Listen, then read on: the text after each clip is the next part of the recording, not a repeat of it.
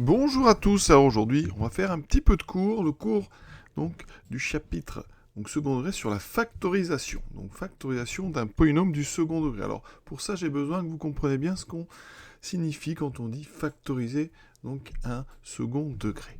Quand on parle de factorisation donc d'un polynôme, il faut comprendre la chose suivante, c'est qu'on prend un polynôme donc de degré supérieur ou égal à 2.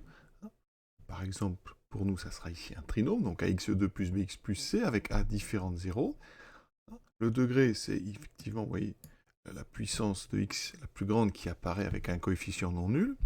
Et on dit qu'on factorise donc P si on l'écrit sous forme d'un produit de deux polynômes d'un degré supérieur ou égal à 1. Alors, des exemples.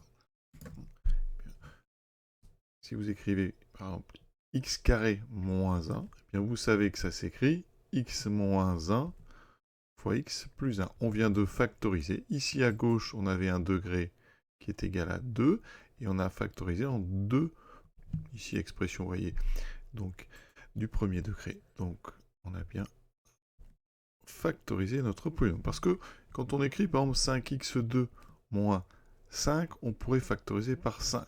C'est une factorisation, mais pas celle qu'on entend quand on parle de factoriser un polynôme. D'accord ?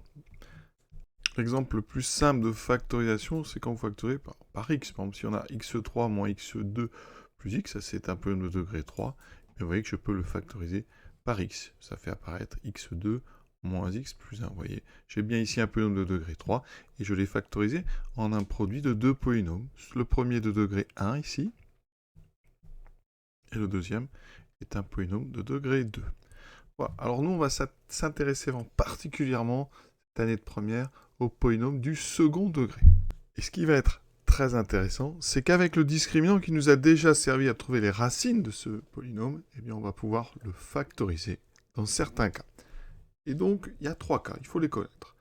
Quand vous prenez donc ax2 plus bx plus c, si on prend un delta, on calcule et que delta est strictement négatif, eh bien là, dans ce cas-là, on ne peut pas factoriser en un produit de deux polynômes de degré 1. Pas de factorisation. D'accord ? Exemple classique, si on a des x carré plus 1, x carré plus 2, x carré plus 3, eh bien ça ne se factorise pas avec des nombres réels. Donc ici, vous ne pouvez pas faire grand-chose quand vous avez x carré plus 3. On le laisse comme ça, on ne peut le factoriser. Donc la règle, c'est que quand un second degré n'a pas de racine, c'est-à-dire que son delta est négatif, eh bien on ne peut pas le factoriser.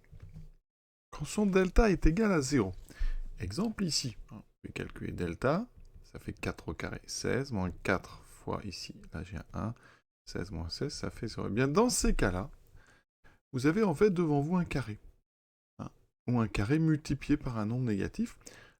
Et donc ici, eh bien, on va chercher la racine, donc x0, moins b, donc moins 4 sur 2a, sur 2, ce qui fait moins 2. Eh bien, la racine, c'est moins 2. Eh bien, vous avez devant vous ici une factorisation très intéressante, c'est que x carré plus 4x plus 4, c'est x, donc plus, alors on va écrire donc x moins, et la racine, donc x moins moins 2 au carré. Donc on écrira plutôt x plus 2. Donc vous avez une factorisation avec un carré, caractéristique vraiment de delta égale à 0, et avec à l'intérieur une fonction, enfin une expression du premier degré qui s'annule sur la racine. Vous voyez ici, si vous regardez x plus 2 égale 0, eh bien ça, c'est réalisé quand x égale moins 2. Donc, delta égale 0, c'est associé à des factorisations avec des carrés. Alors, c'est pour ça ici qu'on parle en général de racine double, parce que quand on écrit le carré sous forme d'un produit, eh bien on a x plus qui apparaît deux fois. D'accord ?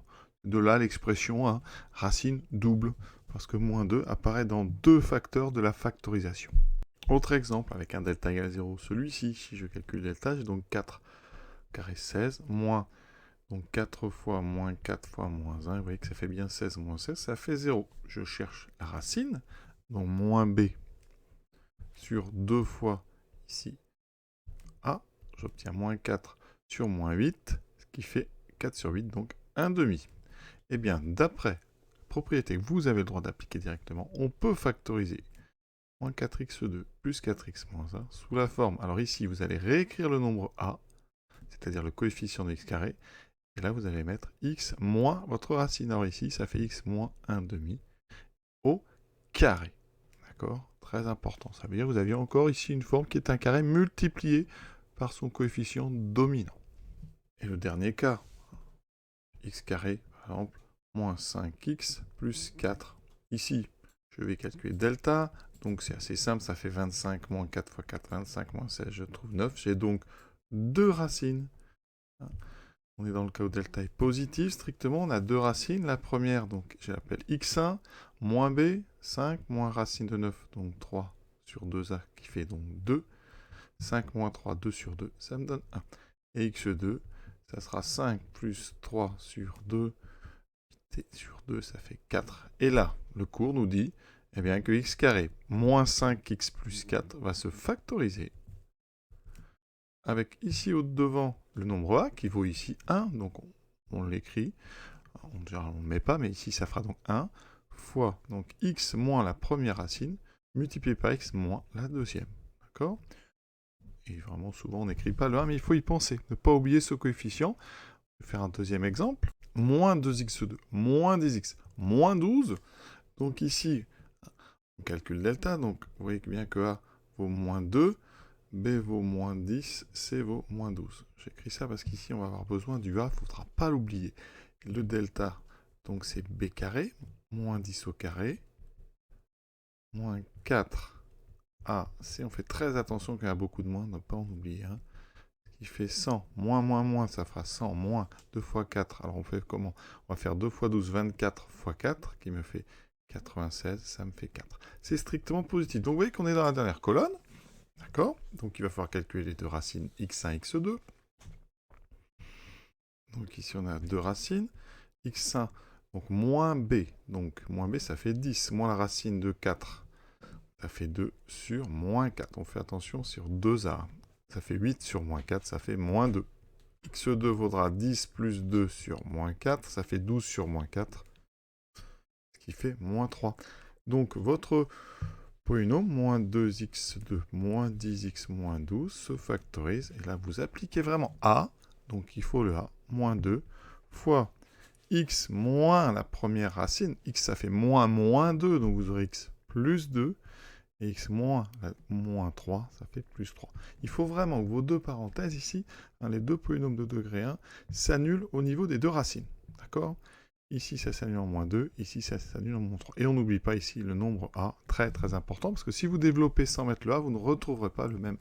Vous aurez les bonnes racines, mais pas les bons coefficients. Et sachez qu'on peut utiliser cette propriété dans l'autre sens. Si je vous donne, par exemple, 2 fois x moins 1 fois x plus 7. Je vois tout de suite ici qu'il y a deux racines qui seront les nombres qui annulent les deux polynômes du premier degré. Donc ici, ça s'annule en 1. Là, ça s'annule en moins 7. Et donc, on peut en déduire ici qu'on est dans le cas où delta est strictement positif. C'est moins intéressant. Par contre, ce qui est intéressant quand on a la forme factorisée, c'est d'avoir tout de suite les racines. D'accord? Une forme factorisée vous donne, dans le cas d'un second degré, les deux racines directement. Il faut y penser. Il ne sert à rien de développer pour aller recalculer les racines. Vous les trouvez facilement en regardant où s'annule chacune des deux expressions du premier degré. Sachez que dans certains cas, on peut trouver la forme factorisée sans calculer les racines. Dans des cas de forme type identité remarquable, x carré par moins 9, là vous savez que c'est x moins 3 fois x plus 3, et ça c'est la forme factorisée, avec ici le nombre a qui vaut 1, et là deux expressions qui s'annulent en 3 et en moins 3. Donc 3 et moins 3 sont les racines de x carré moins 9. Et dans le cas des delta égale à 0, vous pouvez des fois, par exemple ici, regardez, si je prends x carré plus 8x plus 16, vous pouvez essayer de reconnaître que c'est x plus 4 carré. Dans ce cas-là, en calculant delta, vous pouvez vous apercevoir qu'on aurait trouvé 0. Et que la racine double aurait été moins 4, vous voyez. Donc c'est... Alors, dans le cas des entiers remarquables, parfois, on ne les cherche même pas. On fait delta, et si on voit que delta égale 0, eh bien, on peut se dire, tiens, j'avais loupé en fait quelque chose, il y avait un carré, mais c'est pas dramatique, puisque avec la propriété, vous retrouvez de toute façon la forme, donc factorisée avec le carré. En termes de courbe, quand vous regardez la courbe d'une fonction du second degré, les cas qui amènent une non-factorisation, c'est donc les cas où delta est négatif, c'est-à-dire les cas où la parabole est trop haute, ou les cas où la parabole est trop basse, c'est-à-dire qu'elle ne coupe pas l'axe. Et donc, si on vous donne une parabole qui a comme ça deux intersections avec l'axe, donc ça veut dire que delta est positif, alors ça peut être vers le haut ou vers le bas, et vous savez que dans ces cas-là, votre polynôme du second degré pourra se factoriser, et en plus, vous aurez, si vous arrivez à lire graphiquement les valeurs des intersections, enfin des abscisses, vous aurez directement les racines. D'accord? Donc ça peut être parfois très rapide de trouver les racines et la factorisation quand on a la courbe. Pour les delta égale à 0, c'est une forme très particulière où la parabole est tangente, c'est-à-dire qu'elle ne coupe, elle touche en fait l'axe des abscisses et elle repart. Alors dans un sens évidemment, vous avez compris, ou dans l'autre, c'est-à-dire que vous avez soit un A qui est positif quand on va vers le haut, ou un A qui est négatif quand on va vers le bas. Donc voilà. On va s'arrêter là donc sur ce cours sur la factorisation. On fera évidemment des exemples très bientôt. Donc je vous souhaite une bonne journée.